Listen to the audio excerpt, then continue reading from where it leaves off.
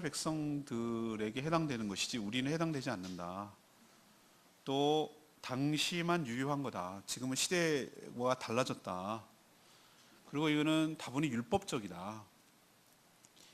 떠서 주워 들은 건 있어서 예수님이 율법을 완성했으니까 율법 이렇게 지킬 필요가 없다. 우리는 구원을 은혜로 받았기 때문에 율법을 지킬 이유가 없다. 뭐 이런 식으로 말을 하면서 이 십계명에 대해서 부정적으로 생각하는 경향이 많아요.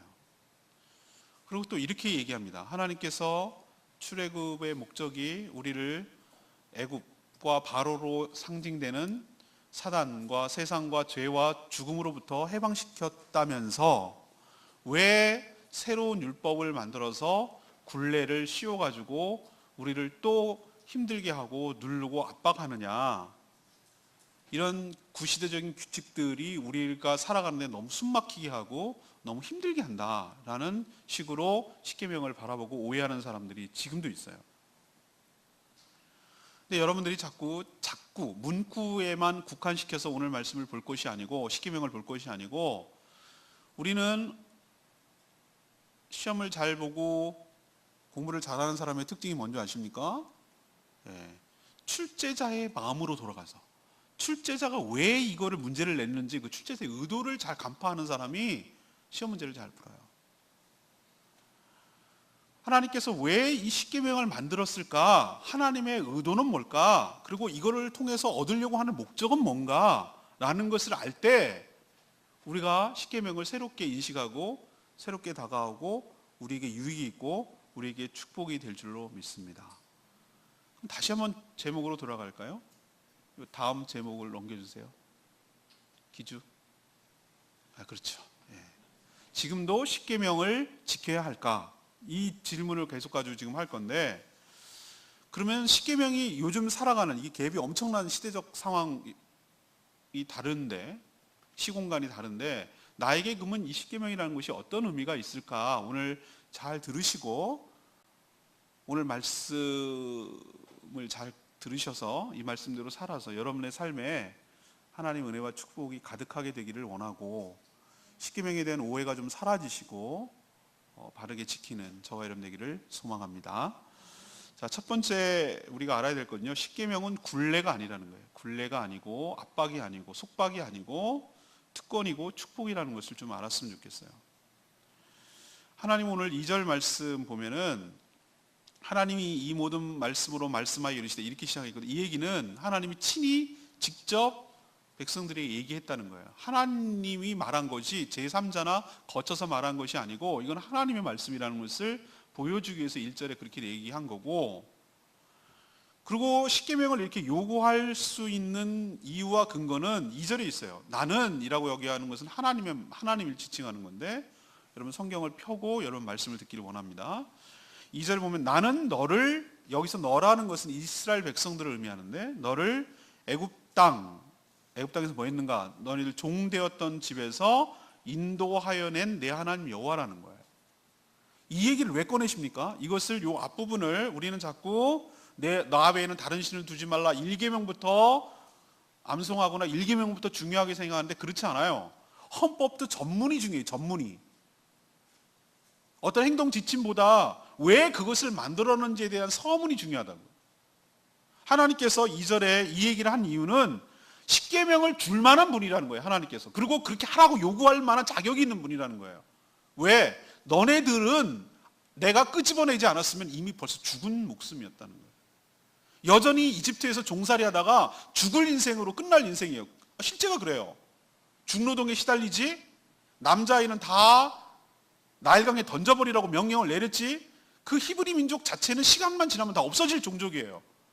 바로가 유심히 보면서 계속 견제하지, 외적과 침입했을 때 결탁해가지고 내부 반란 일으킬까 염려해가지고 계속 더 압박을 세게 하지, 이런 존재였단 말이죠. 스스로 자기 힘으로 거기서 나온다는 건 생각도 못하고 불가능한 일이에요. 만약에 하나님이 10재앙을 내리시고 마지막 10번째 재앙인 장자의 재앙을 치시고 끄집어내지 않았다면 도저히 불가능한 일이고, 홍해가 가로막혀 있을 때 그들이 추적해오는 그들을 향해서 물을 마른 땅처럼 건너게 하지 않았다면 오늘의 그는 없다는 거예요. 그렇기 때문에 하나님께서 이렇게 얘기하셨을 때 하나님의 능력으로 너희들이 구원받고 해방이 됐고 너희들이 자유를 누리고 있으니 이렇게 말할 자격이 충분히 있다. 그리고 내가 이것을 요구할 자격이 있다는 것을 설명하기 위해서 이 얘기를 하는 줄로 믿습니다. 우리도 마찬가지예요. 애굽이 만약에 세상이고 바로가 사단이라고 한다면, 그리고 그가 우리를 종살이하고 부려먹다가 하나님의 심판으로 죽을 수밖에 없는 존재였는데 하나님의 전적인 은혜와 능력으로 그곳에서 끄집어내서 죄와 사망과 사단의 권세로부터 해방시켜서 우리를 자유를 주시고 우리를 하나님의 백성으로 삼아 주셨기 때문에 우리에게도 이 말씀이 유효하고 당당하게 요구할 권리가 하나님 계시고 우리는 지켜야 할 의무가 있는 줄로 믿습니다. 그러면 이렇게 뭐야 이거? 그러면 또 새로운 또 주종관계 아니야? 이렇게 생각할지 모르는데 아니에요. 이건 굉장한 특권이라는 것을 어디서 할 수 있냐면은 뭐라고 얘기냐면 내 하나님 여호와라는 표현을 쓰고 있어요. 너의 하나님 여호와라는 거예요. 이 얘기는 뒤집어서 얘기하면은 다른 사람의 하나님이 아니라는 거예요. 너의 하나님이라는 거예요. 이게 바로 언약 관계를 말하는 건데 언약 관계는 배타성을 띠고 있는 거예요. 배타성 특별 관계를 말하는 거예요. 이거는 저는 어떤 곳에 가장 많이 비슷하다고 생각하냐면 부부 결혼할 때 둘이 우리는 결혼 미혼인 사람은 잘 모르겠지만 결혼할 때 둘이 혼인 서약을 하게 돼 있어요. 그럴 때 이 사람을 합법적인 아내로 받아들이겠습니까? 까지 계속 사랑하고 아끼고 살아가겠습니다라고 예 한다고 예 대답. 그것은 무엇이냐면은 부부의 정죄와 대의를 지키겠습니까? 이런 물어요 주례사가. 그 얘기는 뭐냐면은 내가 이 앞에 지금 서 있는 나란히 서 있는 바라보고 있는 이 사람 외에는 다른 사람을 이성으로 생각하고 다른 사람을 특별한 대우로 배우자인 것으로 생각하지 않겠습니다 라는 의미예요. 배타적 종속관계란 말이에요. 다른 사람을 그렇게 여기지 않겠다. 내가 지금 앞에 있는 이 배우자만을 유일한 배우자로 여기겠다라는 암묵적 계약이고 언약이에요. 그게 결혼이거든요. 하나님께서 너의 하나님이라고 말하는 것은 나는 다른 민족의 하나님이 아니라 너의 하나님이 될 거야. 그러면 반대급부로 너는 다른 신이 아니라 나를 섬기는 신이 돼야 된다. 이게 배타적 관계를 말하는 거예요. 이 언약 관계예요. 그렇기 때문에 하나님께서는 뭐라고 뒤에도 쭉 얘기를 하냐면은 이런 배타적 관계에 있기 때문에 여러 민족이 있지만 너네 이스라엘 민족을 내가 특별히 관심을 갖고 보호하고 다른 민족과 차별할 정도로 사랑하고 그리고 너에게 큰 은혜를 베풀기 때문에 그런 연장선상에서 이 계명도 주는 것이다라는 거예요. 만약에 딴 민족 같으면 이런 것도 주지도 않았다는 거예요. 너희들은 이게 부담과 압박으로 다가오는 게 아니고 너기 때문에 너의 하나님이기 때문에 너는 나의 특별한 백성이기 때문에 이런 얘기도 해준다는 거예요. 이런 조건도 제시한다는 거예요.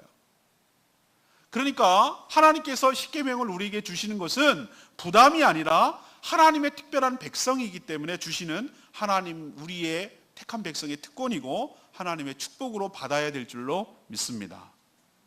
자, 그러면 이거 지키면 구원을 받습니까? 자꾸 이렇게 생각하는 경향이 강해요.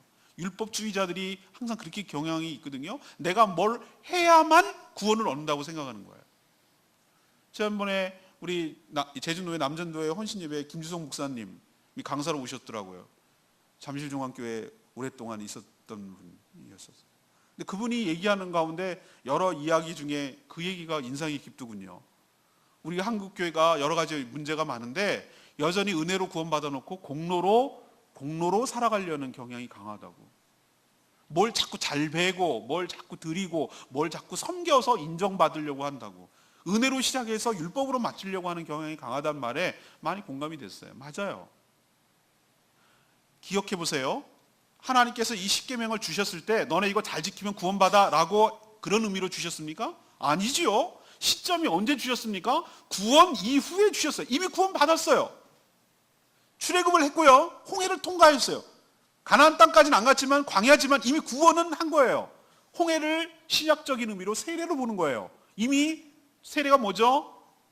죽고 다시 사는 게 세례의 본질이에요. 죄 씻음이 아니에요. 죽는 거예요. 옛사람은 죽는 거예요. 물에 잠겨서 수장되고 죽고 다시 새로운 삶을 사는 거예요. 홍해를 통과한다는 얘기는 세례받았다는 얘기. 과거로 돌아갈래야 돌아갈 수 없다는 거. 위로 갈 수 있었지만 물로 통과한 이유는 세례받기 위함이에요. 너희들은 새로운 민족으로 새 출발한다는 의미예요. 구원 받았어요. 구원 받은 사람들에게 이 얘기를 주는 거예요. 이걸 하면 구원을 한다는 의미가 아니에요. 우리도 마찬가지예요. 이것을 지키면 구원을 받는 것이 아니에요. 구원의 조건이 아니에요. 그럼 뭐예요? 구원 이후에 하나님의 택한 백성, 구원받은 백성답게 살아가는 교육, 삶의 교육이 목적이고, 백성답게 살아가는 것이 뭔지를 가르쳐주는 교육이 목적이고, 또 이렇게 지킬 때 오늘 6절에 나오면 뭐라고 표현했어요? 6절에 이걸 지키는 자에게는 몇 대까지? 1000대까지 뭘 주신다고? 은혜를 베풀어 주시는 거예요. 이거를 지키면 백성답게 살아간다는 것을 알게 되는 목적, 그리고 이것을 지키게 되면 1000대까지 은혜와 축복을 베풀어 주시는 것이 하나님의 진정한 목적인 줄로 믿습니다. 그러니까 여러분 이거 잘 지켜가지고 구원받는다는 생각 버리시고, 당연히 하나님의 백성답게 살아가야 되니까 이 말씀을 지켜야 되는 것이고, 이 말씀을 지키는 게 당연한데도 불구하고 하나님께서 덤으로, 보너스로 은혜를 더하여 주신다고 하니 더 감사할 뿐이고, 이렇게 받아들여야 되지, 이것을 자꾸 어떤 거래와 딜의 개념으로 생각하면 안 된다는 거예요. 그럼 하나님께서 무슨 유익이 있는데요? 은혜라는 것이 자꾸 뭐 떨어지고 돈 생기고 이걸 생각하는데, 아니에요. 여러분이 생각할 때 은혜, 유익이라는 것을 좀 다르게 해석할 필요가 있어요. 가장 큰 유익은 무엇인가? 이 십계명을 지키면서 내가 누구인지를 잊어버리지 않게 되는 효과가 있어요. 이것을 아이덴티티, 정체성을 잊어버리지 않는다는 거예요. 우리는 자꾸 세상에 섞여서 살다 보면은 내가 누구지? 내가 어떤 사람인지 이걸 잊어버리고 살아갈 때가 많아요. 내 정체성이 흔들리는 거예요. 근데 십계명을 준수하고 이것을 자꾸 의식하고 되뇌게 되고, 이걸 함으로써 내가 하나님의 구원받은 하나님의 택한 백성이지 라는 자기의 정체성을 알게 돼요. 정체성이 왜 중요하냐면 내 정체성이 분명해야 내 삶이 결정되기 때문에, 내가 어떻게 살아가야 되는지, 왜 사람들이 헤매고 왜 이렇게 혼돈스럽고 왜 이렇게 우왕좌왕하고 왜 이렇게 헤매냐 하면은 자기 정체성이 분명하지 않으니까. 내 정체성은 나 혼자 아무리 혼자 생각해도 알 수 없다고 제가 말씀드렸어요. 정체성은 관계성 속에서 나온다고 그랬어요. 하나님과 나와의 관계가 분명할 때 내가 누군지를 아는 거예요. 하나님의 택한 백성, 하나님께서 거룩한 백성, 제사장을 만들 백성, 하나님께서 가나안 땅까지 인도할 백성, 이 백성을 통해서 모든 사람에게 복 주실 축복의 통로로 사용할 백성, 이런 정체성이 분명할 때 그럼 거기에 걸맞도록 살아야지 라는 정체성에 걸맞는 행동이 나오게 돼 있어요. 이게 십계명이 주는 효과예요. 제가 초등학교 5학년 때까지 참 개구정 해가지고 제가 그 얘기 몇 번 했죠, 그죠? 초등학교 5학년 때까지 맨날 여자애들이 고무줄 막 이렇게 하고 그러면은 뒤에 가서 고무줄 끊어먹고 뭐 이런 거를 재미로 알고 낙으로 알고 이렇게 살았는데, 6학년 때 되는데 웬일인지 아직도 아니죠. 중대 초등학교 송파구에 있습니다. 제가 52회 졸업생인데, 중대 초등학교, 중대라고 그러니까 중대 부속인 줄 알았는데 그게 아니고요. 거기가 옛날에 광주군 중대면이었어요. 송파구가. 중대 초등학교 52회인데 6학년 10반 이창근 선생님 아직도 안 잊어버려요. 제가 그때 반장이었거든요. 2달 전에 제 반장이라고 우리 친구들이 어머 세상에 다 아저씨가 돼서 나만 늙은 게 아니었어. 다 늙었어. 알고 봤더니 친구들이 찾아왔어. 제 반장이라고. 어떻게 연결되는지 밴드로 연결해놨어. 반장을 떡시키네. 그러니까 장난을 못 치겠는 거예요. 나의 정체성은 반장이잖아. 반장이 그렇게 하면 안 되잖아. 타의 모범이 되어야 되잖아. 그러다 보니까 나도 처음에 안 맞는 옷을 입은 것처럼 너무 불편했지만 내 정체성을 자꾸 생각하다 보니까 거기에 걸맞도록 살게 되더라 이 말이에요. 그래서 내가 누구인지를 아는 아이덴티티가 굉장히 중요하구나, 사람의 삶을 규정하는데. 이걸 제가 그때 깨달았어요. 이스라엘 백성들이 이 십계명을 지킴으로 인해서 뭘 첫 번째 유익이 있냐면은 내가 누구지를 안 잊어버리게 하는 효과가 있어요. 여러분이 십계명을 지킴으로써 내가 누구지? 내가 어떤 사람이지? 라는 것을 안 잊어버리는 효과가 있어요. 우상을 멀리하고 이런 여러 가지 것들을 통해서. 또 하나는 어떤 효과가 있냐면 죄가 뭐지? 죄가 뭐지? 라는 것이 죄가 이거와 죄가 아닌 것을 알 수 있는 교육적 효과가 있어요. 이런 게 없다면 이게 죄인지 이게 죄가 아닌지를 모른단 말이에요. 하나님께서 추리고 추려서 10가지 만들어 놓고 이건 분명하게 명시적인 죄야. 우상을 만들지 마, 섬기지도 마, 이건 죄야 라는 걸 알려줘야 죄인지 아닌지 알 거 아니에요. 이 교육적 효과가 있어요. 또 하나는 죄를 방지하는 효과가 있어요. 너희들 만약에 이것을 지으면 내가 5절에 뭐라고 그랬습니까? 죄를 갚되 나는 질투하는 하나님인데 나를 미워하는 자의 죄를 갚되 아버지로부터 아들에게까지 몇 대까지? 3, 4대까지 뭐 하리라? 이르게 하리라. 이런 형벌이 가해진다는 것을 경고했어요, 하나님께서. 그래서 이렇게 하면 안 되겠구나. 나 때뿐만 아니라 내 3, 4대, 내 증손자까지 이런 어려움을 당할 수가 있겠구나 라는 이 형벌 때문에 모든 죄가 그렇지만, 모든 법이 그렇지만 방지 효과가 있어요. 이렇게 하면 이런 처벌이 따릅니다. 3년 이하의 징역과 5천만 원 이하의 뭐 이런 걸 왜 명시되느냐면은 하지 마세요 하면 이런 어려움이 생깁니다. 방지하세요, 하지 마세요 라는 의미가 있어요. 이 십계명을 통해서 하나님께서 우리에게 뭐냐면 죄가 뭔지를 알려주는 교육적 효과와 죄를 짓지 않도록 방지하는 효과가 있어요. 형벌 때문에. 이걸 우리에게 유익을 주시기 위해서 지금 얘기해 놓은 거예요. 그리고 가장 좋은 유익한 건 뭐냐면 이런 것을 지키면서 뭐가 되어가냐면 하나님의 백성다워져가는 성화의 삶을 되도록 우리를 이끌어가는 효과가 있는 줄로 믿습니다. 망나니 같거든요. 언제 가나안 백성으로 왜 40년을 뺑뺑이로 돌렸을까? 이대로 가나안 들어가면 백성다운 삶을 살지를 못해요. 가나안 족속보다 더 못하면 못했지 더 차별화된 모습이 없어요. 하나님께서 백성다운 삶으로 훈련시키길 위해서 광야 40년을 돌게 하는 거예요. 하나님께서 여러분을 구원해서 구원받은 즉시 천국에 보내면 천국 가는 게 구원의 최종 목적이라면 아니란 말이에요. 그게 아니고 천국 백성다운 삶을 살게 하기 위한 준비 과정으로 구원 이후에도 이렇게까지 남겨놓는 거예요. 여러분들을 훈련시키는 거예요. 여러분들 백성다운 삶을 살도록 여러분을 다루시고 계시는 거예요. 이 땅에 살면서, 광야같이 힘든 삶을 살면서 전폭적으로 하나님만 의지하고 하나님을 신뢰하게 삶을 살게 하려고. 그럼 어떻게 하는 것이 신뢰하는 것이며 어떻게 하는 것이 하나님을 순종하는 것인지를 말씀을 통해서 이렇게 가르쳐주고 하나님의 백성답게 살아가도록 훈련하는 효과가 있는 거예요. 이게 십계명의 효과예요. 그렇기 때문에 우리가 아까 서두로 들어가서 자, 지금도 십계명을 지켜야 합니까? 라고 말하는 분들에게 말하는 거예요. 이렇게 질문하는 사람의 특징이 뭐냐면 지키고 싶지 않아요. 구시대적이게 올드해요. 너무 규칙적이에요. 율법적이에요. 그 시대 사람인데 왜 내가 해야 되는 거예요? 그 사람 이스라엘 사람들이잖아요. 그때잖아요. 왜 지금 해야 돼요? 이렇게 질문하는 것은 지키고 싶지 않은 거예요. 근데 여러분 기억하셔야 될 것이에요. 십계명은 하나님께서 하나님 조차고 우리에게 채워진 족쇄, 굴레가 아니고 우리의 유익과 우리의 축복을 위한 규범이고 하나님의 백성답게 살아가는 방법, 삶을 제시한 특권인 줄로 믿습니다. 그걸 아셔야 십계명을 새롭게 인식하고 새롭게 지킬 수가 있어요. 자, 두 번째 얘기합시다. 그럼 십계명은 어떤 의미가 있는가? 십계명은 부담이 아닌 사랑의 표현이라고 인식을 해야 돼요. 부담으로 다가오면 안 되고 사랑의 표현이라고 생각을 해야 된다고. 십계명을 자꾸 기계적인 의무로 생각하는 경향이 있어요.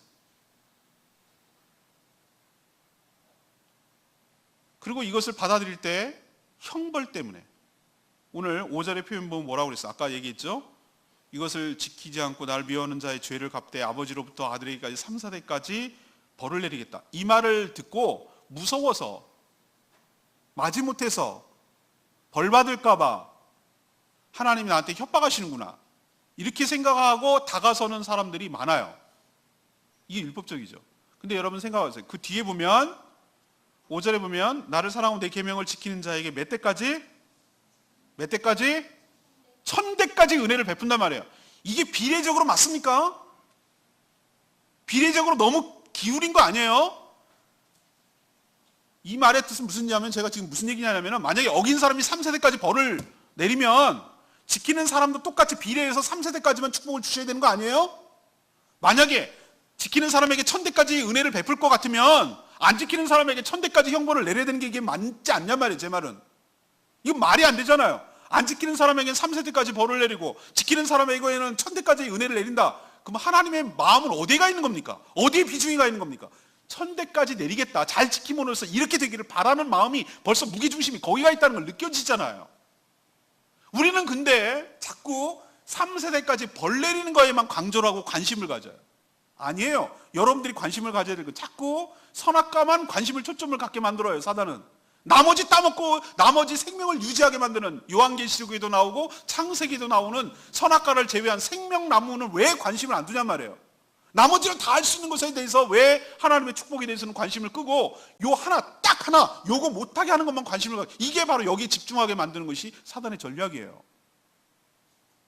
이것은 방지 효과지 형벌을 내리니 안 하나 잘 지켜보고 있다 덧놓고 있다가 여기 딱 걸려들면 3대 때까지 벌 내리려고 하나님께서 재미와 즐거움을 위해서 고소하다 그러면서 그렇게 벌을 내리려고 하나님께서 이 장치를 마련하는 게 아니라고.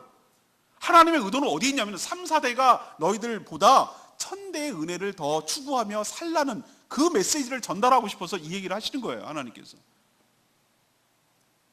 그러니 여러분, 계명을 지켜야 되는 그 마음의 동기가 벌 받을까 봐 무서워서 형벌 때문에 두려워가지고 하는 것은 이거는 아주 어린애 같은 초급자예요. 또 무슨 축복을 받기 위해서 1000대라고 그랬으니까 거기 꽂혀가지고 1000대한테 은혜 받으려고 이렇게 하는 것도 역시 어린애 같은 수준으로 말씀을 이해하는 거예요. 진짜 성숙한 사람은 어디에 있냐면은 6절에 있어요. 6절에 보면 우리 다 같이 읽을까요? 20장 6절 시작. 나를 사랑하고 내 계명을 지키는 자에게는 1000대까지 은혜를 베푸느니라. 저는 오늘 십계명 말씀을 준비하면서 이 말씀을 격주마다 우리가 신앙 고백을 하고 또 이 출애굽기를 지금 제가 여기 부임해서 2번째 설교를 하고 있고 얼마나 많이 읽었고 수없이 다가왔어요. 근데 오늘 말씀을 준비하면서 그때도 알았지만 유독 더 강조하고 싶은 말이 이 말씀이에요. 우리가 왜 계명을 지켜야 합니까? 그 동기가 뭐여야 됩니까? 하나님을 뭐 하기 때문에? 사랑하기 때문에. 하나님을 사랑하기 때문에. 형벌도 아니고요, 은혜 받으려고 하는 것이 아니에요. 진짜는 하나님을 내가 사랑하기 때문에 계명을 지키는 거예요. 하나님을 사랑하는 여러 가지 방식이 있잖아요. 하나님을 우리도 누군가를 사랑하게 되면은 어떤 그 사랑을 표현하는 방식이 있잖아요. 정말로 사랑하는 사람들의 특징이 뭔지 아세요? 사랑하게 되면은 나를 희생하고 나의 전부를 줘서라도 사랑하는 상대편이 잘 되기를 바라고 상대편에게 뭔가를 주기를 원하는 게 사랑의 표현 방법이에요. 그리고 사랑하는 사람이 기쁘게 되는 걸 좋아하고 사랑하는 사람이 만족하고 사랑하는 사람이 사랑하는 대상이 흡족하게 되기를 위해서 하는 게 이게 진짜 사랑하는 모습이에요. 우리가 지켜서 은혜 따먹고 우리가 지켜서 형벌 면하고 이런 수준에서 하나님 계명을 지키는 것이 아니라 나 같은 죄인을 구원하여 주신 하나님의 은혜가 너무나 감사하고 내가 뭐라고 나까지 이렇게 깊이 사랑하시고 나를 가나안 땅까지 인도하시고 천국까지 인도하시는 그 하나님의 은혜가 너무너무 감사해서 아무 조건 없이 나를 사랑하시는 그 하나님의 사랑이 너무나 감격스러워서 내가 뭐라도 하나님께 좀 해주고 싶고 뭐라도 하나님 마음에 흡족하게 하시고 내가 뭐라도 하나님을 사랑을 표현하고 싶은데 하나님께서 저렇게 요구하시는 저것을 내가 온전히 지킴으로써 하나님을 기쁘시게 하고 싶은 마음이 자연스럽게 들게 되는 거예요. 그런 동기에서 하나님의 십계명을 지키는 것, 이럴 때 이게 사랑의 표현 방식이 되고 이것이 십계명을 지키는 좋은 선한 동기가 될 줄로 믿습니다. 하나님은 나를 그럼 어떻게 사랑하시는데요? 5절 말씀 보세요. 하나님 절하지 마, 널 섬기지 마, 우상 얘기하면서 이런 얘기를 하는데 하나님 여호와는 나 여호와 하나님은 뭐하는 하나님이래요? 질투하는 하나님이래요. 제가 생명의 삶 때 이 부분 얘기를 하지만 질투하는 하나님, 질투라는 말이 굉장히 어감이 우리에게는 안 좋아요. 조선시대 칠거제약 중에 질투가 있잖아요. 여인들이 질투하면은 내쫓았잖아요. 그죠? 질투 그럼 뭔가 여인들 사이에 일어나는 암투, 시기심, 더 사랑을 독점하고 싶어하는 이런 질투. 대부분의 드라마, 영화 같은 거 보세요. 막장 드라마는 질투를 모티브로 해요. 질투. 근데 왜 하나님을 묘사할 때 질투하는 하나님이라고 그랬을까? 근데 인간의 언어로 하나님의 사랑을 어떻게 표현할 길이 없어. 분명히 하나님이 우리를 사랑하시는데 인간의 언어가 담아내지 못해. 그 사랑을 어떻게, 사랑도 질감이 있고 뭔가 좀 다른데 하나님 우리를 사랑하신다는 걸 알겠는데 그 사랑, 너희를 사랑해, 이 정도 갖고는 뭔가 부족해. 그래서 뭔가 좀 그 사랑을 좀 표현하고 싶은, 접근하고 싶은 언어를 찾아냈는데 부정적인 어감인데도 불구하고 질투할 정도로 사랑한대, 우리를. 이 얘기는 뭐냐면은 정말 우리만 바라봐. 나만 사랑해. 딴 데 눈길 주지 마. 나만 바라봐. 하나님이 정말 질투할 만큼 우리를 사랑한다는 거예요. 딴 데 한눈 팔고 딴 데 막 이렇게 끼우끼우거리고 이걸 못 견딜 정도로 우리를 얼마나 사랑하시면은 우리만 쳐다보고 계신 거예요. 하나님이 그렇게 먼저 우리를 사랑하시고 먼저. 그렇기 때문에 우리가 그런 하나님의 사랑에 보답하고 힘입어서 우리도 뭔가 그 질투하시는 하나님의 사랑에 조금이라도 그 사랑을 표현할 길은 이 계명을 온전히 지킴으로써 하나님의 사랑을 표현하는 것인 줄로 압니다. 하나님께서 그 사랑을 표현할 때 어떻게 표현할 수 있는가? 계명을 지키면 되는데 앞부분에 나오는 걸 잘 보세요. 1계명 보세요. 1계명. 너는 나 외에 다른 신들을 내게 3절 두지 말라고 그랬어요. 이게 하나님을 사랑하는 방법이에요. 나는 어떤 남자가 있잖아요. 나 당신 좋아해요 라고 말하는데 다른 여자도 좋아해요. 그러면 그 여자 좋아하는 거 아니에요. 제 말 뜻 아시죠? 이런 사람을 바람둥이라고 그래요. 내가 이 여자를 좋아하면 이 여자 물론 다른 사람하고 막 미워하고 그런 개념은 아니지만 특별하게 이 사람을 사랑하면 그 사람처럼 다른 사람을 대하면 안 되는 거예요. 그게 사랑하는 거예요. 내가 하나님을 사랑한다고 말하면 하나님 외에 다른 신들은 존재하지도 않거니와 다른 신들의 마음을 두면 안 되는 거예요. 그게 결혼관계고 그게 언약관계예요. 그게 사랑하는 거예요. 그리고 실제로 다른 신이란 존재하지 않아요. 실제로 인간이 만들어 놓고 사단이 우리를 속이는 것 뿐이에요. 실제하지 않는다고. 그리스 신화나 제주도에는 18,000개의 신이 있다고 말하는데 그건 인간이 투사시킨 거예요. 그걸 신격화시킨 것이 실제는 없다고. 불상을 갖다 놨다고 해서 불상이 뭘 어떻게 조작하거나 뭘 하는 거 없어요. 그거는 사람이 그럴 뿐이라고 여기는 거예요. 실체가 없다고요. 그래서 하나님께서 다른 신을 섬기지 말라고 하고 이 계명에 우상을 섬기지 말라고 하는 이유가 거기 있어요. 너희들이 속는 거라고. 허튼 데다가 마음 뺏기고 있는 거라고.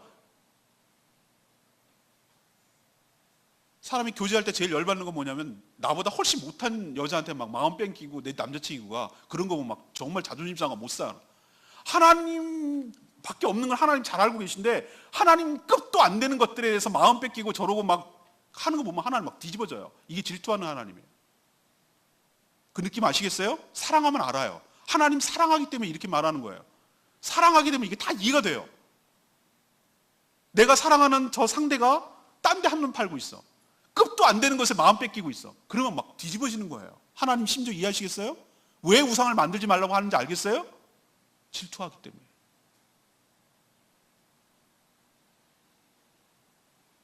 실체가 없기 때문에 우상은 필요 없어요. 그리고 하나님 자신도 형상을 만들지 말라고 그랬어요. 왜 그런가 하면 하나님은 그 형상에 갇힐 뿐이 아니기 때문에. 하나님을 격화시키고 내 손으로 주물럭주물럭 할 수가 없어요. 하나님께서는 자신의 형상도 만들지 말라고 하셨어요. 하늘 위, 땅, 물속까지 인간이 만들 수 있는 상상력을 다 했어요. 인간은 다 만들어내고 용도 만들어내고 용왕도 만들어내고 할 수 있는 존재라는 걸 알기 때문에 미리 예단하고 차단했어요. 어떤 것에다가 나 대신에 투사시키지 말라고. 나의 형상도 만들지 말라고. 금송아지를 여호와라고 만들었는데 하나님 막 분노하셨어요. 그 뒤에 나와요. 그리고 3계명은 뭐죠? 망령되게 하지 말라고 그랬어요. 내 이름을 망령되게 하지 부르지 마라. 망령된 게 뭘까? 노망 든 게 망령이에요? 아니요. 하나님의 이름 악용하지 말라고. 오마이갓 하는 거 하지 말라고. 내가 말이지 하나님 믿는데 말이지 내가 성도인데 말이지 내가 집사인데 말이지 그럴 리가 있어. 하나님 파는 거예요. 그게 망령되게 하는 거예요. 우리 얼마나 많이 하나님 악용하는지 몰라요. 이게 하나님 이름 팔아먹고 자기 유익을 취하는 거예요. 나 어느 교회 집사예요.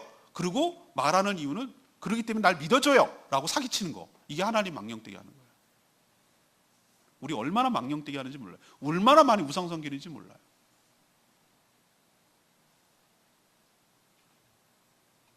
그리고 왜 안식일을 지키라고 할까? 안식일이 주일이라고 감안하면 내 주인이 누군지를 고백하는 거예요. 주일날 일하지 않아도 하나님께서 나의 삶을 책임질 것을 믿는 거예요. 하나님께서 안식을 주신 이유는 우리를 위한 것임을 깨닫고 쉬게 해야 돼요. 안 그러면 조그만들도 맨날 일에 나와서 일해야 되기 때문에. 그게 바로 내가 누구인지를 알 수 있는 구체적인 하나님을 사랑하는 방법이에요. 이게 계명이 구체적인 율법적으로 다가와서는 안 돼요. 기계적으로. 그렇게 함으로 하나님을 사랑하는 표현 방법이 되어야 된다는 거예요. 예수님께서는 구약 시대에 이것을 갖다가 예수님이 다시 만들었어요. 그게 뭐냐? 이게 구약 시대만 해당된다는 게 아니란 증거예요. 하나님께서 예수님 뭐라고 그랬어요? 마음과 목숨과 뜻을 다해서 하나님을 사랑하라고 하셨어요. 그러면 뭐 마음과 뜻을 다해서 목숨을 다해서 사랑하는 게 어떻게 하는 건데? how? 어떻게 하느냐가 중요하잖아요. 하나님의 말씀의 계명을 지키면 하나님을 사랑하는 것인 줄로 믿습니다. 6절 기억하세요. 나를 사랑하고 내 계명을 지키는 자에게. 하나님을 사랑하는 사람은 계명을 지켜요. 계명을 지키는 것이 하나님을 사랑하는 구체적인 표현 방법이에요. 여러분들이 십계명을 다갔을 때 기계적이고 율법적으로 문자적으로 다가서지 마시고 하나님을 사랑하는 나의 사랑의 표현이라고 생각하시고, 왜? 하나님이 나를 질투하듯이 사랑하기 때문에 그 사랑에 보답하고 그 사랑에 반응하는 마음으로 여러분이 십계명을 지키는 저와 여러분 되기를 소망합니다. 마지막 세 번째는 뭐냐면은 십계명은 행위만이 아니라 마음이 더 중요하다는 것을 우리에게 가르쳐줘요. 예수님 얘기를 했으니 하죠. 하나님을 목숨을 다하고 마음을 다하고 뜻을 다해 사랑하라고 그러고, 그 뒤에 이 십계명을 요약하기를 내 이웃을 내 몸과 같이 사랑하라고 하셨어요. 이것이 율법이요 강령이라고 그랬어요. 아, 알겠어요. 예수님께서 이 십계명을 10가지를 갖다가 2가지로 확 줄여놨어요. 하나님을 사랑하고 이웃을 내 몸처럼. 내 몸이 얼마나 우리 아낍니까? 조금만 다쳐도 막 약 바르잖아요. 모기 물려도 막 발라요. 모기 물려. 내 몸 얼마나 아끼는지. 내 몸은 소중하니까요. 조금만 해도 막 밴드 바르고 어우 엄청 아껴. 근데 네 몸을 아끼는 수준만큼 너 이웃이, 옆집이 아니고 이웃이, 나를 제외한 모든 사람은 이웃이라고 할 수 있거든요. 네가 그렇게 네 몸을 엄청 아끼는 것처럼 자외선 차단제 막 바르고 모자 쓰고 선글라스 쓰고 내 피부는 소중하니까요 막 이래가면서 네 몸을 그렇게 엄청 아끼는 것처럼 네 주변에 있는 사람을 좀 그만큼 생각하라고. 이것이 5, 6, 7, 8, 9, 10 쭉 나오는 계명으로 나타나는 거예요. 이웃을 사랑하는 구체적인 방법. 1, 2, 3, 4는 하나님을 사랑하는 구체적인 방법을 표현한 것이라면 5, 6, 7, 8, 9, 10은 이웃을 사랑하는 구체적인 방법을 표현하는 거예요.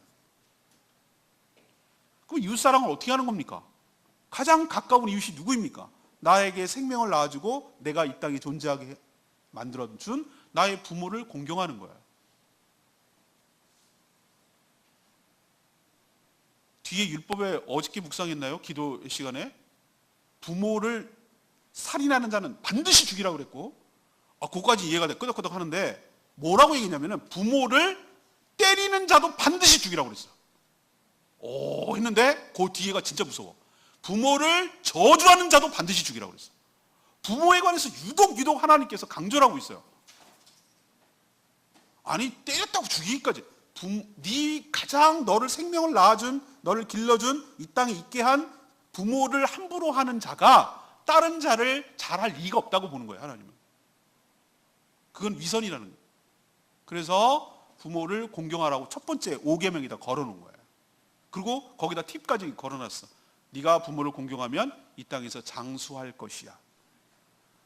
노루피 뽑아먹고 인삼 여러 개 드링크 마시고 운동 열나게 하고 그래서 오래 사는 게 아니고 부모에게 잘하면 오래 살게 될 줄로 믿습니다. 여러분이 정말 하나님의 말씀 믿걸랑 온갖 보약 지어 드시지 마시고 부모에게 잘하면 롱런한다. 그리고 또 뭐 있어요? 살인하지 말라고. 네 생명이 그렇게 소중하니? 그러면 다른 사람의 생명도 소중한 것이야. 그리고 너의 가정이 그렇게 소중하니? 그럼 다른 가정도 소중한 것이야. 다른 사람의 삶도 인생도 소중한 거야. 간음하지 말라고. 그리고 너의 재산이 그렇게 소중하니? 그럼 남의 재산도 소중한 거야. 도둑질하지 말라고. 그리고 남을 갖다 음해하려고 거짓 증거하지 말라고. 거짓말 소문 퍼뜨리거나 위증하지 말라고. 우린 자꾸 위증을 재판정에서만 생각하는데 그렇지 않아요. 거짓말로 헛소문을 내거나 음해하거나 그 사람을 깎아내리거나 이런 거 전부 다 9계명에 해당되는 얘기예요. 근데 제가 오늘 얘기하고 싶은 것은 10계명이에요. 알겠어요. 부모도 공경하고 살인도 안 했고 간음도 안 했고 도둑질도 안 하고 그렇게 살아온 사람이 있어요. 그 사람이 어떤 청년이 예수님 찾아왔어요. 주님, 랍비 선생님, 제가 어려서부터 이거 다 지켜왔습니다. 난 그 말 믿어요. 그랬을 것 같아. 근데 그 사람은 뭘 했냐면은 기계적으로 지켜온 거야. 문자적으로 지켜온 거야. 문자적으로. 진짜 이 사람은 남의 것을 도둑질 안 했을 거야. 진짜 살인한 적도 없을 거고 간음한 적도 없을 거고 부모도 나름대로 최선을 다해서 공경했을 거라고. 그러면 나는 그러면 만족해야 되잖아요. 그러면은 행복해야 되잖아. 그러면은 뭐 천국 간다고 보장을 받고 안심을 해야 되잖아. 마음에 평안이 없어. 그러니까 예수님께 찾아와가지고 묻는 거예요. 어떻게 하면은 내가 하늘나라를 볼 수 있습니까? 어떻게 해야 구원을 받으래? 구원의 방신이 없어. 이걸 다 지켰는데 구원의 방신이 없어. 이게 뭐냐고요. 그러니까 여러분이 아셔야 될 게 있어요. 계명이 아까도 처음에서도 얘기했지만 계명을 지킴으로 내가 구원을 받거나 계명을 지킴으로 내가 축복을 받는 조건이 아니라는 거예요. 이건 사랑의 표현이지 율법적으로 기계적으로 문자적으로 지켜야 될 것은 아니라는 거예요. 근데 예수님이 그 청년에게 뭐라고 그랬습니까? 네가 한 가지 부족한 게 있어요. 한 가지. 너의 재산을 다 팔고 이웃에게 나눠줘. 그리고 나를 쫓아오너라. 이거 굉장히 축복이거든요. 예수님 제사하겠다고 다 받아준 거 아닙니다. 너는 너의 고향에 가서 내가 한 일을 갖다 전하라고 그랬지 예수님 부를 때 아무나 부르는 것 같아요? 아니요. 여러분 생각할 때 너는 나를 따라오라 그런 게 딱딱딱 찍었지 다 올자마자 모든 제자 삼아준 거 아니에요. 이 사람은 제자 삼아줬어요. 너 청년 네 재산 다 팔고 어려운 사람 나눠주고 나를 제자 삼아주겠다는 거예요. 엄청난 축복 아닙니까? 이런 축복이 어디 있습니까? 그런데 그 청년은 근심하고 돌아갔습니다. 왜? 제자 삼고 싶지 않아. 제자 되고 싶지 않아. 이 재산이 나한테 너무 소중해. 재산을 유지하고 재산을 갖고 나의 명성과 유익을 누리고 이 재산 때문에 누리는 여러 가지 혜택을 놓고 싶지 않아. 하나님을 사랑하는 마음, 이웃을 사랑하는 마음이 없어요. 그렇기 때문에 못하는 거예요. 문자적으로 지킨다고 만족하고 문자적으로 구원하느냐? 아니에요. 율법의 완성, 계명의 완성은 사랑의 실천에 있는 줄로 믿습니다. 사랑하는 거예요. 이걸 다 지킨다고 해도 그 밑바탕에 사랑이 없으면 꽝이라는 얘기예요. 꽝. 아무것도 아니라는 얘기예요. 그래서 하나님께서 오늘 10계명 중에 10번째 계명을 걸어놨어요. 이게 참 무서운 거예요. 10번째 계명이 뭡니까? 17절에 나옵니다. 내 이웃의 집을 뭐 하지 마라? 탐내지 마라. 아내나 남정이나 여종이나 그 소나 낙이나 그의 소유를 탐내지 마라. 탐내지 마라. 여기에 포인트가 있어요. 탐심. 이건 앞에 거는 전부 다 물론 1계명은 좀 예외입니다만 나머지 개념은 전부 다 행위에 초점이 있어요. 근데 나머지 10번째 마지막 계명은 뭐에 초점이냐면 마음에 초점이 있다고. 행위를 규정하지 않아요. 마음을 규정한다고요. 탐심. 내가 남의 것을 탐하는 마음. 이게 10번째 다 걸려요. 남의 것을 탐내는 것, 욕심내는 것, 비교하는 것, 갖고 싶어하는 것 이게 죄가 되는 거예요. 그럼 안 걸릴 사람이 어디냐면 그래서 하나님께 여기를 걸어놓은 거예요. 여기다. 너희들이 자꾸 문자적이고 행위적이고 자꾸 행동으로만 규정하려고 하지 말란 말이에요. 10번째 다 걸려. 1계명에 다 걸리고 10번째 계명에 가요. 우리가 하나님을 진짜로 나 외에 다른 신이 없게 하면 나머지는 다 할 수 있어요. 1계명에 다 걸려. 그리고 마지막 10번째 계명에 다 걸려. 네 마음이 어떠냐가 중요한 것이지 나는 행위도 보지 말. 네 마음의 동기와 네 마음 어떤 상태인지까지 규정한다는 얘기예요. 하나님께서. 이 모든 것들을 다 지켜도 내 마음에 탐심이 있으면 어긴 거예요. 계명. 그래서 예수님이 뭐라고 그랬습니까? 형제를 보고 라가 아우 저 바보 멍청이라고 바보라고 욕을 하는 순간 아니면 또는 저 형제 어우 쟤 미워 죽겠어 라고 하는 순간 살인행위는 하지 않았어도 살인죄와 버금간다고 하셨어요. 여자를 보고 음욕을 품으면 왜 꼭 여자만 그래? 여자도 음욕을 품습니다. 제가 보기에는 어떤 멋진 남자 보고 막 걸 보이들 보고 막 너무 방탄소년단 보고 막 너무 멋지다고 그러면 똑같이 음욕을 품은 겁니다. 왜 자꾸 남자만 그렇게 규정하는지 모르겠어요. 요즘 남성의 권위를 좀 높여야 될 때가 왔어요. 여자들만 너무 드세. 나 걱정돼 죽겠어. 우리 아들 때는 큰일 났어. 저는 인간이 본질적으로 똑같다고 생각합니다. 사람을 보고 그 이상을 생각하는 것, 음욕을 품는 순간 행위는 하지 않았어요. 간음이라고 규정하세요. 이게 뭐에 해당됩니까? 10번째 개념. 마음을 규정하는 거예요. 마음을.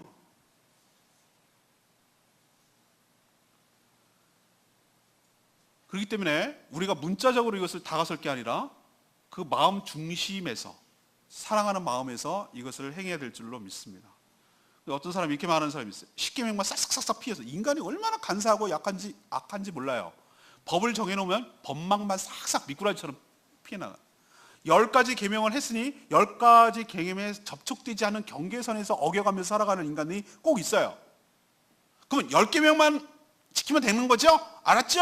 라고 규정만 생각하는, 그리고 나머지는 지 맘대로 하고 싶은, 이런 것을 하나님께서 방지하려고 10번째 계명을 걸어놓은 거예요. 네 마음을 보겠다는 거예요. 네 내면이 더 중요하다는 거예요.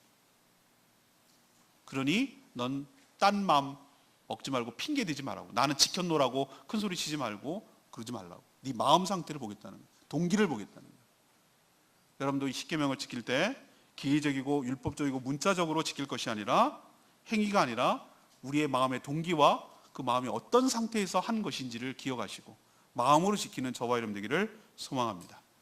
자, 말씀을 이제 마무리하면, 사실 이건 십계명을 가지고 한 달을 강의를 해도 되는데 이 짧은 시간에 다 하려니 참 벅차고 버겁긴 하지만, 아무튼 이번 주간에 묵상한 내용이 이거기 때문에 합니다. 자, 예수님 얘기로 다시 돌아갑시다. 예수님께서 십계명을 뭐라고 요약하셨습니까?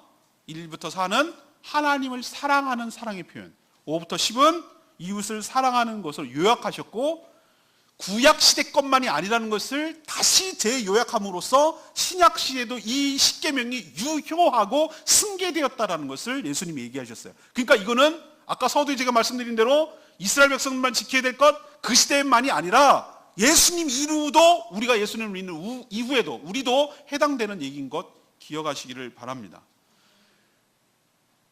여러분, 이 계명을 지켜야 되는 목적과 동기를 잊어버리지 않았으면 좋겠어요. 이걸 얻어서 구원 얻자는 것도 아니고 형벌을 피하자는 것도 아니고 축복 얻자는 것도 아니고 하나님을 사랑하기 때문에, 동시에 이웃을 내 몸과 같이 사랑하기 때문에 이 계명을 지키는 저와 여러분 되기를 원합니다.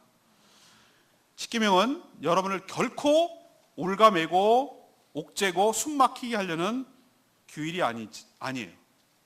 여러분 하나님 믿기 때문에, 하나님의 자녀이기 때문에, 하나님의 백성이기 때문에 주시는 특권이며 축복인 줄로 믿습니다. 그래서 이 십계명을 온전히 잘 지켜나갈 때 여러분에게 가장 큰 유익은 뭐냐면은 하나님의 백성, 하나님의 자녀다워지는 축복이 있게 될 줄로 믿습니다. 가장 하나님을 닮아가는 게 최고의 성공한 인생이에요. 돈 많이 벌고 높은 명성 올라가는 게 아니라, 저 사람 보니까 큰바위 얼굴처럼 예수님의 모습이 있어요. 최고 잘 산 거예요. 우리가 말씀의 계명을 잘 온전히 지키게 할 때 어떤 축복이냐면은 하나님을 점점 사랑하게 되고 하나님을 점점 닮아가게 되는 축복이 가장 큰 축복인 줄로 믿습니다. 그렇기 때문에 계명을 지켜야 돼요. 두 번째는 구원을 받거나 형벌을 피하려고 지키지 않았으면 좋겠어요. 이미 구원을 받았고 이미 은혜를 천대까지 베푼다고 하셨어요. 그럼 왜 지키냐고요? 하나님을 사랑하기 때문에 지키는 거예요. 그게 동기가 돼야 돼요. 이웃을 내 몸과 같이 사랑하기 때문에 살인하지 않고 부모를 공경하고 이렇게 하는 거예요. 사랑이 동기가 되기를 원합니다. 마지막으로 십계명은 제발 문자적이고 기계적이고 형식적으로 지키는 것이 중요한 게 아니에요. 십계명이 그래서 마지막 10계명 걸어놓은 거예요.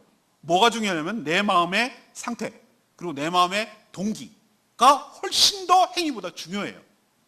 그래서 여러분이 어떤 일을 행할 때 내 마음이 어떤 마음 때문에, 어떤 동기 때문에 이걸 하는 것이지, 얼굴은 웃지만 속은 미워하는 마음이 있으면 그거는 웃는 게 아니에요. 진짜 중요한 것은 여러분의 동기, 마음이에요. 온전한 마음으로 하나님의 말씀을 지켜서 하나님이 오늘 약속하신 천대의 은혜와 축복, 하나님의 자녀다운 삶, 정체성, 이 모든 축복이 여러분 삶 가운데 있게 되기를 간절히 축원합니다. 오늘 말씀 붙들고 864장